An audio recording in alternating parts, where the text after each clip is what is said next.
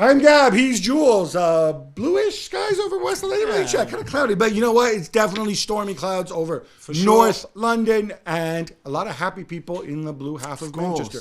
Manchester City destroying, wiping the floor, I think is the term. Arsenal 4-1.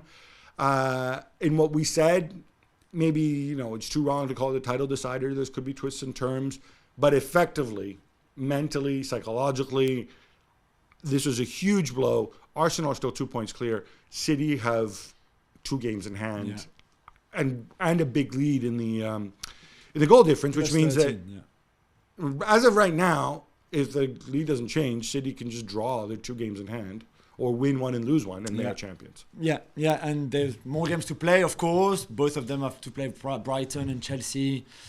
Arsenal will have to go to Newcastle. City go to Fulham, for example, this weekend. So you just don't know. No, but you don't know. Yeah. But I think the title is won now for City. The demonstration of football, of what Arsenal would like to be one day and what they're aiming for. That kind of intensity, that kind of just tactical perfection, which really was it. And when we thought, for all those times where Pep Guardiola kind of overthought, kind of invented something, changed, no number 6, no number 9. He came back to basic, really, with the back four, traditional back four. There's no John Stones in midfield. We're expecting the 3-2-4-1 formation that City have been playing and done so well with in the last few games. Instead, it was just a flat back four with then Gundogan and Rodri as a 2, and then a front 4 with De Bruyne very close to Haaland. And that was the key for me. Yeah, and I can assure you, 1,000%, if Arsenal had won that game somehow, people would have come out and said, "Oh look, Pep is overthinking. He's overthinking. Why did he play Gundogan? Why didn't he have Stones in midfield? Blah blah blah." He won't. No. Sorry, no. Just the overthinking thing really bugs me, Jules. He does this to get an edge. It's not overthinking. Yeah. It's thinking. Sometimes it works. Sometimes it doesn't work. Here, he made the right decision. Yeah. Everybody was expecting Erling Haaland, the big goal scorer, blah blah blah, and Kevin De Bruyne, the great assist man. I thought it was interesting how that was flipped. Obviously, Haaland had a ton of chances. Ramsdale stood up well to him. Yeah. Eventually, Haaland got his goal late. But I'm hoping people see different dimensions now to Erling Haaland's game. Because the way he's improved on it. You remember the first leg against Bayern, the assist for Bernardo Silva, the cross. This is something that I think at the start of the season, Haaland takes the shot and doesn't cross the ball like that.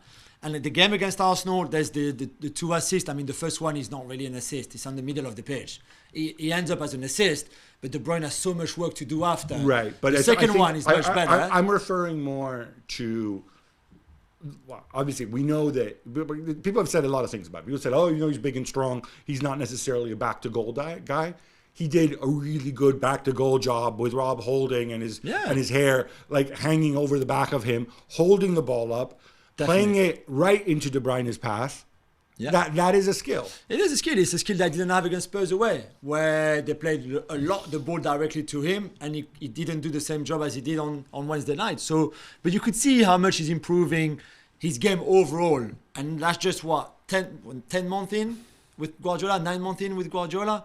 Imagine in a year, 2 years' time. All right, certainly Arsenal, obviously, he played what I think most people would say is his strongest 11 on paper, in the sense that it's the people who've either played the most this season or would have played the most if they hadn't gotten injured. I was so disappointed in so many individual performances. All right, Xhaka, we knew was coming off his mystery illness. Again, when you say mystery illness, is the guy has the flu. Just tell us he's the flu, right? What when you say illness, people start thinking, "Ooh, is it something weird? Does he have dysentery?" People just think he's the flu. Well, then just say it's a flu. It's a sign. It's, but individually, I thought so many of these people got really just blown away.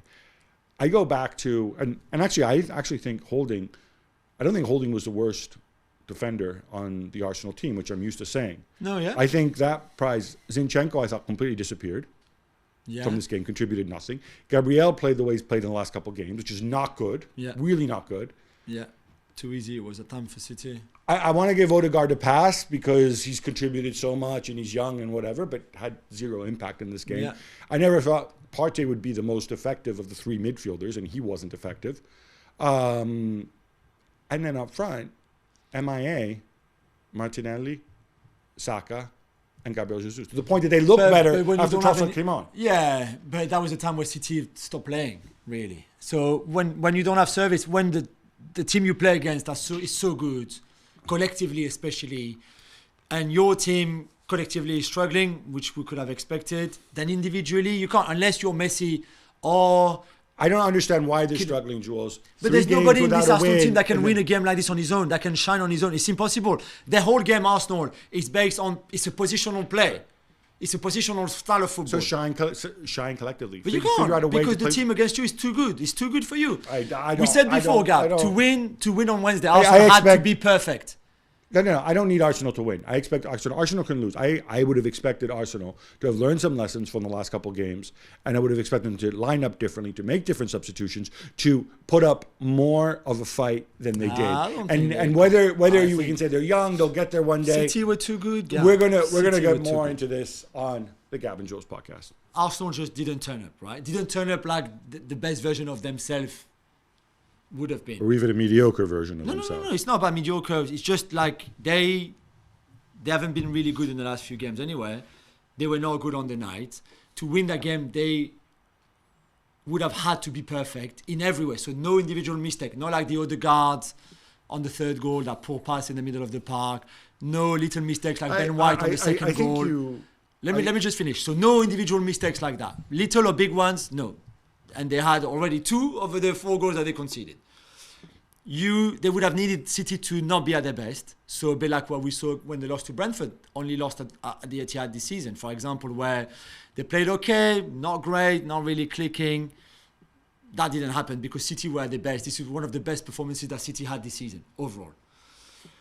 And 3, just get a bit of luck, which they never got. And then on top of that, if individually your key players maybe don't turn up, Partey, and we know how that position in the Arteta system is so important. If Partey is below par, everybody suffers.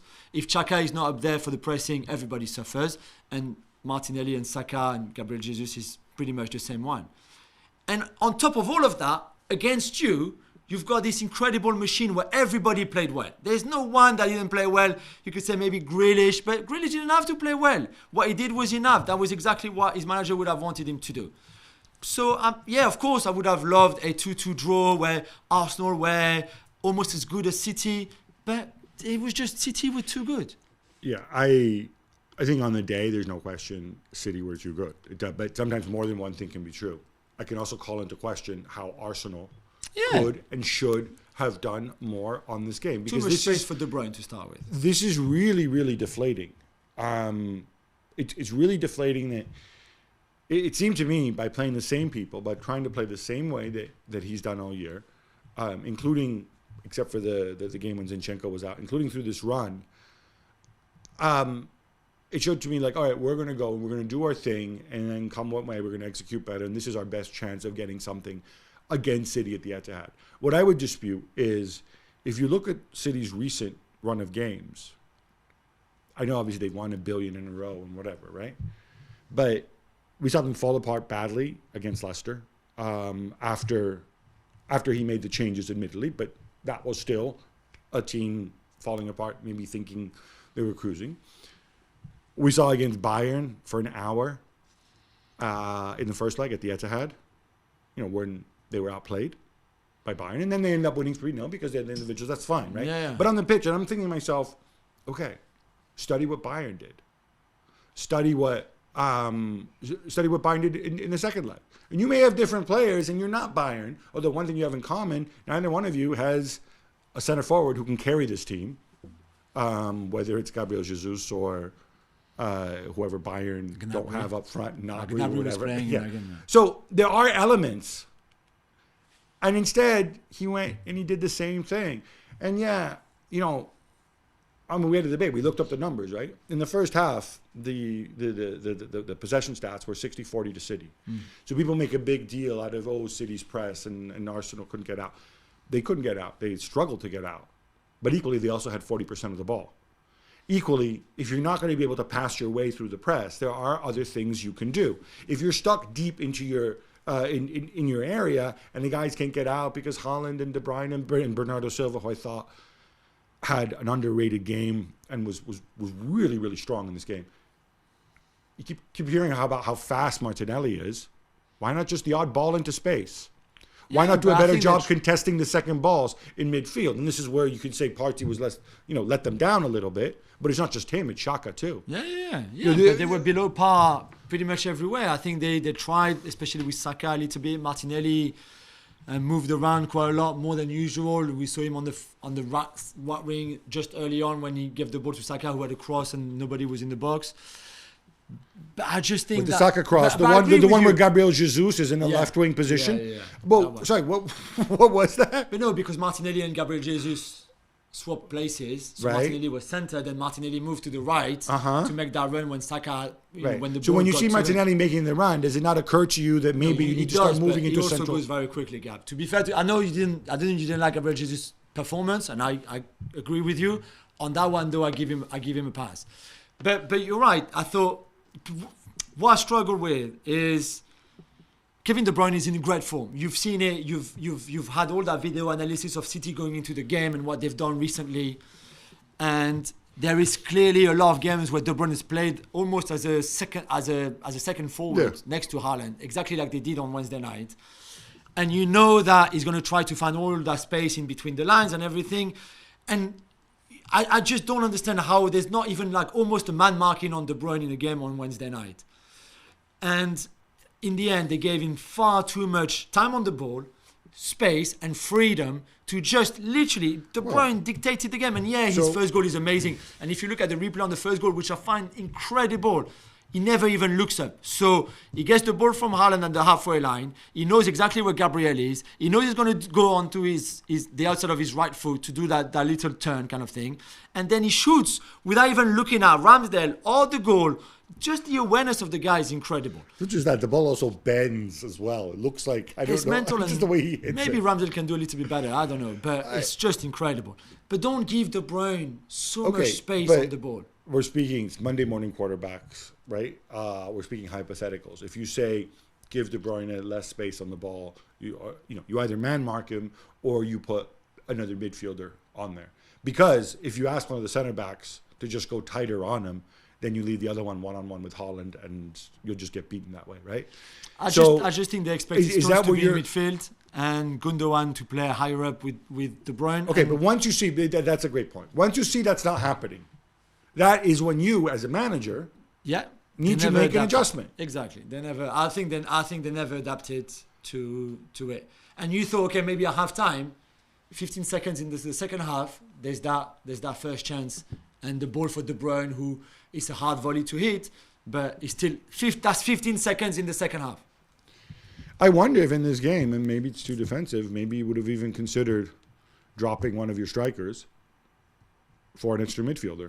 If that's what you were going to do, if you're so concerned about, being able to play about City's press, would that have been? I know there's no El Neni who I think would have been ideally suited to this, because if you talk about man marking Kevin De Bruyne coming from deep, you do it with El Neni and Partey. You don't want to have Xhaka chasing him around.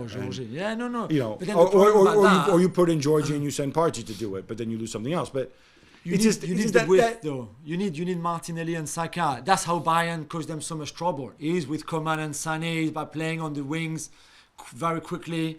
And I think the idea was to do that. And you saw that now and again in the first half. Play on the counter and you have Odegaard trailing through the middle. I mean, you try something different. Instead, I feel like we got served up. I feel like what happened was, they in the first half, Haaland had all those chances. They weren't going in. And it comes to the end of the half, and Arteta's like 1-0 down. He's like, okay, tight game. This is the speech I'm going to deliver at halftime. This is how I'm going to change it around. And then you get that Stones goal. That you should not concede. I'm sorry, the defensive line has to be better. White, there's no reason for White to drop a bit deeper than the others. You know what's funny about that goal? Like, it was a classic situation where, honestly, like, you can't tell if he's onside or offside because it's so tight. You really, really can't tell. And I'm so used to the semi-automatic offside. And I watched this game on BT Sport, and obviously they don't have semi-automatic offside here, right? So they kind of just show the replay over and over again. They draw what looks like one line, because remember they're like, oh, we don't want to get too specific with the lines. And I'm like, what the hell does this mean? This means nothing. And you don't even see when the ball... I was on French radio with Manu Petit commentating on the game. And he was like, we don't even know if the ball has left De Bruyne's foot or not on that image. You don't see where the ball is. So for all you suspect that they stopped and to put the line in the photo just as the ball was about to leave De Bruyne's foot. But still, you could not see it on the screen. So for all we know, it was just so like... dumb. This is so stupid. This reminds me of the early days of VAR in this country when they had like the really sick line or they had the line that wasn't straight. Like, what? But we go again, this is where City are so good because they don't make those mistakes just before the break, just after the break. Where you should all be on the same line defensively on set piece and one of you is slightly behind. Certainly when it matters, they don't. And De Bruyne said it after the game. He said, this is the mindset that we have when we go into those games at the end of the season. We know how much is at stake and they just don't crumble. They don't make mistakes. They're just so good at that kind of stuff. Which Arsenal is a young team. And Arteta is a young manager. Arteta is 41. Pep is 52. This is Mikel Arteta's first job. Nagelsmann's 34. So what? But that's what I mean. Nagelsmann would have made a bunch of adjustments in this game. But he makes it might have been worse. Too. This is a learning process. Pep has gone the learning process already. Pep created the learning process. I'd push back about that. I don't care how old Arteta is. No, I disagree with you. No. This is all new to me. Sorry. What I mean by I don't care, I'm not using it as an excuse. What I'm saying is, Arteta, at this stage of his career, it's not like he's not making adjustments because he's too inexperienced, he hasn't thought of them. The guy is a football nerd. He worked with Pep. He's an intelligent guy. He knows the options. He knows the pros and cons. He chose not to make those adjustments because he thought that this was the best possible. This gave him... So let's stop with this young... This is not an experience thing. It's not like... Of course because it's not like Roy Hodgson would have said, look, I'm old. I can make all... I could not disagree more with you. In this case, in the adjustments he made in the game, he made them because he thought they were the best... They gave Arsenal the best possible chance to go and get a result. But you would do that at 20, 40, 60 or 80 years old. It's not about... Of course, every manager exactly. makes decisions. It's got nothing to do with age. It's got nothing to do with age. It does with experience. Maybe next time, with that kind of experience, you say, like, you know what? This is not the right thing to do here. The right thing to do might have been to go to a back five, like you said. But let's not forget, Arsenal have decided to 12 defeats in a row in the league against City. Arteta, since he's been in as an Arsenal manager, has never beaten Pep and City. Never, ever. Not even came close last season at the Emirates. But this is new to him. And even more in a game that is a title decider. I think we view this differently. I don't think experience comes into game management in this case. I think he has enough experience to know he just simply made... I don't even necessarily say he made the wrong calls because it might have been even worse if he'd made those calls. He sees all the option. Experience wouldn't have given him more options in this game. I disagree. But I really disagree. I want to mention something else about... when I said line up with Manuel Akanji at left back, I've seen Akanji play right back. And I like his, in the past, I'd never seen him play left back. Maybe I'm sure he has at some point. Mm-hmm. But I was just thinking, all this moaning and obsession that we in the game do, like, oh, look, he's a 6, he's an 8, he's a 10, he's a left back, he's a right back. In this system, Akanji playing left back works. And it's not like Akanji is some super Swiss Army knife of a player, right? He's just an intelligent guy who gets dropped in. Mm-hmm. He's effectively playing center back, if you want, in a left back position, but he still moves the ball around. Not that freaking difficult if you're a smart guy. No, why do we get so obsessed with these labels? Yeah, no, you're right about the labels. I think it helps when your team is so dominant, which is true. Two things. One, he clearly had instructions from Guardiola, never go above the halfway line. So he never went forward, never attacked, nothing, which is fair enough. Secondly, as a right footer, defensively, against Bukayo Saka, who's not just left footed, because we saw, for example, against Southampton, that he goes on the outside to cross the ball for Martinelli. But very, very often, more often than not, 8 times out of 10, he will come inside onto his left foot, where Akanji is with his right foot. And we've seen, for example, in the past, even at City against Mo Salah and Liverpool, Pep playing a right-footed left player as a left-back position, just to counter Salah coming inside onto his left foot. And I think, again, you could put Walker at right back to match the pace of Martinelli. Not that he needed much, because, again, Martinelli didn't do much. and you put Akanji at left back because you know that Saka is going to come inside a lot onto his left foot, and Akanji is there with his right foot. And again, that works well. But you're right. We overstate this stuff. It's football. It's a fluid thing. Unless you really are completely one-footed, which neither Akanji nor Saka is, it just requires a bit of intelligence, a bit of adjustment from the other players around you, that when you play the ball around the back, they don't give it to your weaker foot or whatever in that situation. But if you're a good pro, you can do that in a game like this. In a game where he needs to play as a winger, maybe not. And obviously he's not going to step in midfield. We were talking about this before, I'm a little bit surprised that especially with Akanji being there, because Akanji was effectively playing like a center back, we didn't see more of Stones stepping into midfield from admittedly a center back position. But I think ultimately we just didn't need to. No, I think that was the plan. There was no need to do it. I think that was the plan. Even before, the game plan before the game was the 4-2-4 formation, no Stones in midfield, and the fact that you score after 7 minutes, you're not going to change your game plan after that. So I think Pep thought there's no need for the box in midfield with Stones, Rodri, Gundogan and De Bruyne. Instead, I'll have Rodri and Gundogan, and then De Bruyne playing much higher up on the pitch. And again, tactically they were perfect. And yeah, it was helped by the fact that Arsenal underperformed, but they underperformed because City was just one of those days where they were unplayable. Well, thank you very much for watching ESPN on YouTube. For more sports highlights and analysis, be sure to download the ESPN app. And for live streaming, premium content, and let's not forget as well, ESPN FC 7 days a week. Subscribe to ESPN Plus.